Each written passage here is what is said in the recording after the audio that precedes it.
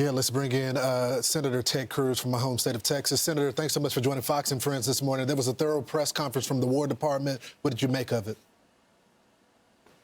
Well, we're witnessing overwhelming force. We're witnessing clear-eyed, objective, serious military force that is directed to removing the threat. You know, there were multiple questions about what is the military objective here, and you heard multiple objectives such as taking out the missile capacity, both the short range, the medium range, and the long range missile capacity, taking out anti-aircraft defenses. All of that is part of the broader objective, which is eliminating the threat. President Trump, when he made the decision to go into Iran, I believe that was the most consequential decision of his presidency. The reason he made the decision to go in and take out the Ayatollah, take out the military leadership that was carrying out hostility to the United States is because they posed a significant danger to the United States. This country, the leadership, the radical Islamist leadership of Iran, has for 47 years been the #1 state funder of terrorism worldwide. They fund terrorists murdering Americans. Hamas, 90% of their funding comes from Iran. Hezbollah, 90% of their funding comes from Iran. The Houthis, 90% of their funding comes from Iran. This regime has killed nearly 1,000 Americans, and they were actively building. They were building 100 missiles every month. They had, until President Trump took it out last year, a major underground nuclear weapons facility and program designed to develop nuclear weapons, and the president is clear-eyed. You know, Friday, right before he launched this attack, I spent the entire day with President Trump. I spent the entire day with him on Air Force One, riding with him on the beach, discussing Iran, discussing the need to take out, when the Ayatollah chants death to America, we would be wise to believe him. The Ayatollah had repeatedly hired hit squads and attempted to murder President Trump. And President Trump responded as a strong commander-in-chief to take out the threat. And we're only 50 hours into it, but America is already safer as a result. Senator, what do you say to people on the right that we're trying to sway President Trump to the end not to do this? And I know you know this, the people that voted for him, that it is not in America's interest. What do you say to that? Well, they are objectively wrong. And I'll tell you, I think it is a small fringe on the right. There is a group of isolationists who have a loud voice, who have a few podcasts, and who love to scream.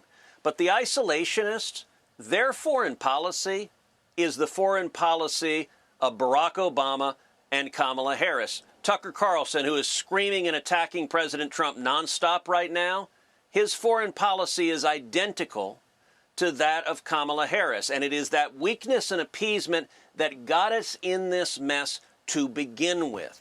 Understand, President Trump is not going to engage in endless and forever wars. We're not going to see an extended ground presence and wars that drag on and on and on with growing U.S. casualties.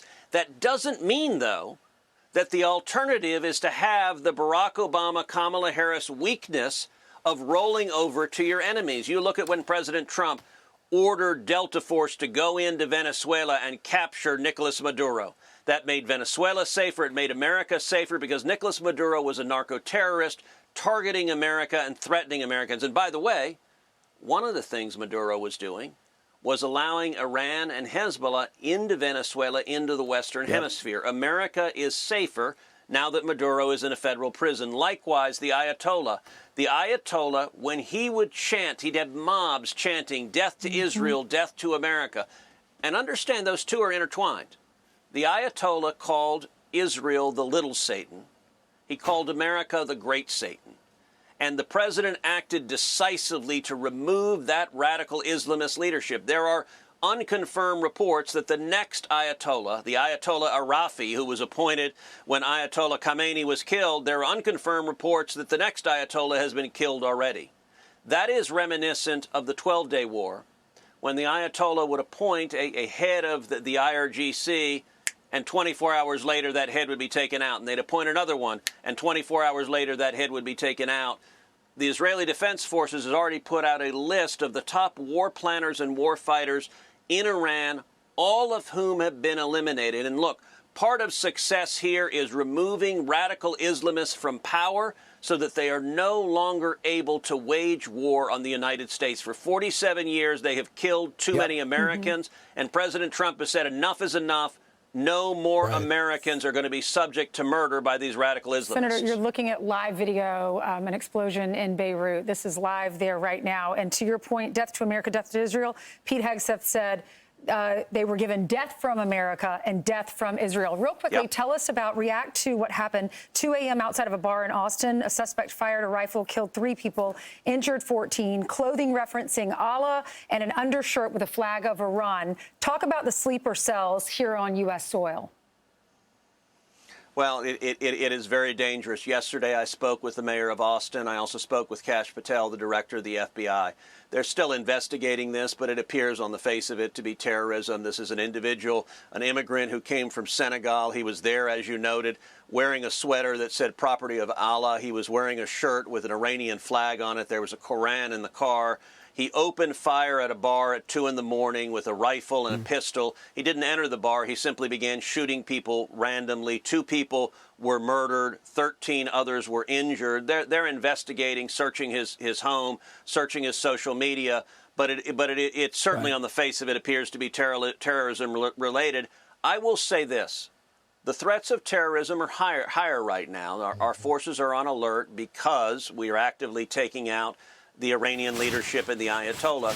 It is shocking that the Democrats continue to defund the Department of Homeland Security. We need a fully funded Department of Homeland Security at a time when terrorism threats are higher. All right, thanks, Senator. I'm Steve Doocy. I'm Brian Kilmeade. And I'm Ainsley Earhart. And click here to subscribe to the Fox News YouTube page to catch our hottest interviews and most compelling analysis.